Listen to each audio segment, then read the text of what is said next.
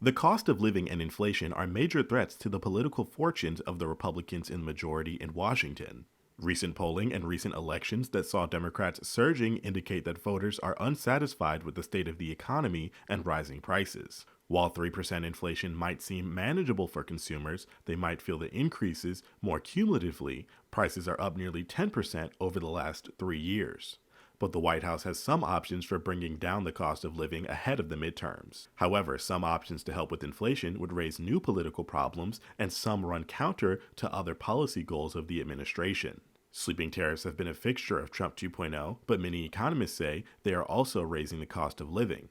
An ABC News Washington Post Ipsos poll found that 63% of people think tariffs add to inflation, and a majority of those surveyed say they hurt their families' financial situations. The Fed can try to slow inflation by raising its target interest rate, but that would be painful for households getting squeezed by higher rates on their home loans and credit cards. President Donald Trump is pushing for major rate cuts to provide relief to people looking to finance a new car or purchase a home. But the trade-off for those lower interest rates could be a surge in inflation for things like groceries and other goods and services.